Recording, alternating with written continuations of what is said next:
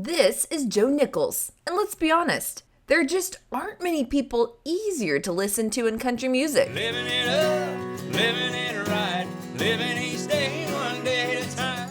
Good Day for Living is Joe's new single from his new Good Day for Living album, an album that includes a collaboration with his longtime buddy Blake Shelton. These two go way, way back. It's the kind of friendship that's filled with stories you can't tell and a bunch you probably shouldn't. Joe probably shouldn't have told us this one. Got back to the writer's room after this, packed up our guitars and said, we'll write another time. Went back to the bar. I think we were there until like midnight of 1 a.m. Just drinking all day long. Like, what were we doing today? Hey, it's Addison Hager, and if you just can't wait to hear it, go ahead and cheat. We put time codes in the description section, so click one and jump ahead. But at least do us a solid with a thumbs up and a subscribe for more great artist interviews and insight. Your patience, however, will pay off because Joe shared so much more about his new album, past albums, his wilder days, and the huge country hitmaker that confronted him in an elevator with accusations that he stole a song. This is a story of 3 hit songs: the one he stole, the one he had stolen from him, and the one he brought back to life to benefit a dear friend whose wife had just died of cancer. Let's start there. Get the tears out of the way, you know? The last song on Joe's new album is one you might recognize if you've had country radio on for a decade or two. She said she was, never thought twice. Recognize it? Mark Chestnut first made She Was a hit in 2002, but Joe didn't cut it for him. I didn't really even know that Mark Chestnut cut it way back then. I heard the song. Benny Brown, who owns the label I'm on, Quartz Hill, he was the owner of Broken Bow. Okay.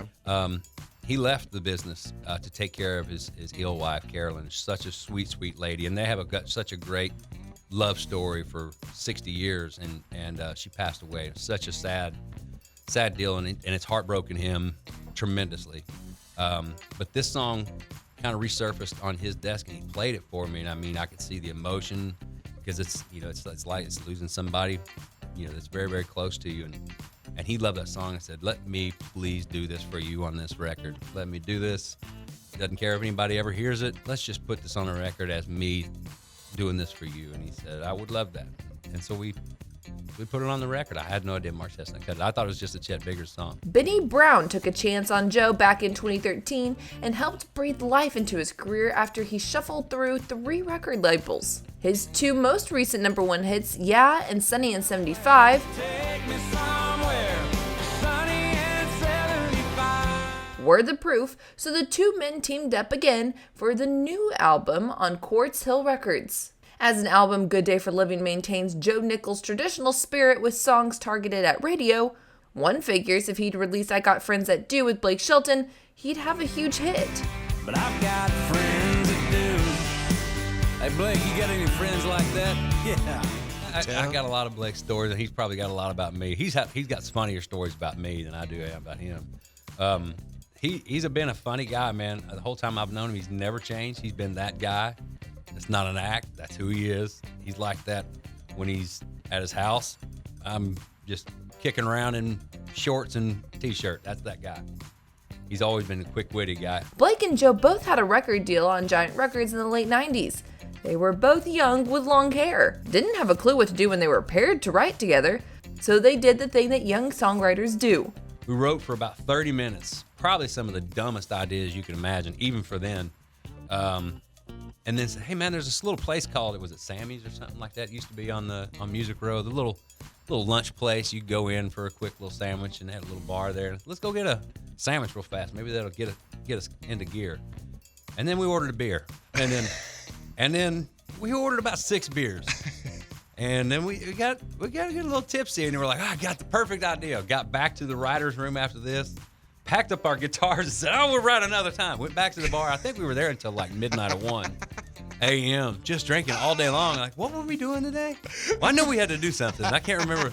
What were we going to tell Paige Levy? She was the A&R for, we didn't do anything today but get drunk. Flash forward 8 years, and Joe Nichols records a song he knows will be a hit for him. Women will love this song because it's a very endearing message, to women. I want to know more about you. And when you care about a woman, you want to know more about her.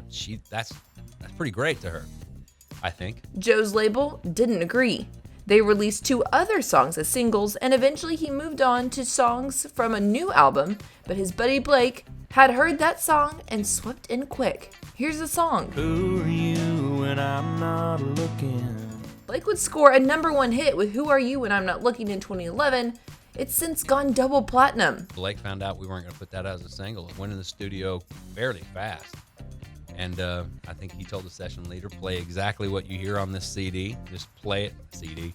Exactly what you hear on this record right here. Play everything to a T. And they did. Copied the whole thing. And I'm so proud that he did it because those songwriters deserved a big old hit. I'm thinking, I wanna wake up and do it for the love. Glass half full and I fill the rest up. Gonna take a sweet sip of whatever life's fixing. It's a good day.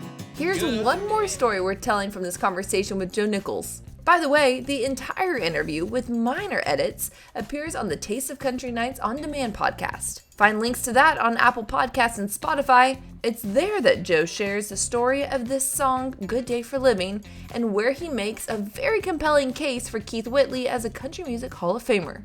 Thumbs up this video if you're all about that. Joe Nichols' very first hit was The Impossible in 2002. It was a beautiful ballad that really showcased his voice and his storytelling.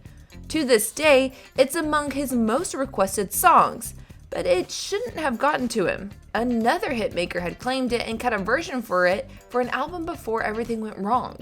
That hitmaker was none other than Mark Chestnut. I met him in an elevator in Las Vegas, I think after the song had been put out as my first single, and we were flying up the chart. I think it was out there for the ACM Awards, and I'm like, he's like, and he pulled me aside in the elevator. He's like, I want you to know that was some straight BS with that song. And I was like, whoa, what are we talking about? He goes, yeah, I cut that song. I had it cut, and I had it ready to go on my album. And your label, the publisher of that song, pulled it out from underneath me and gave it to you last minute. And you guys cut it. I'm like, I had no idea. Mark, I didn't try to undercut you or anything with the song. I had no idea anybody even eyeballed it. They told me it was brand new.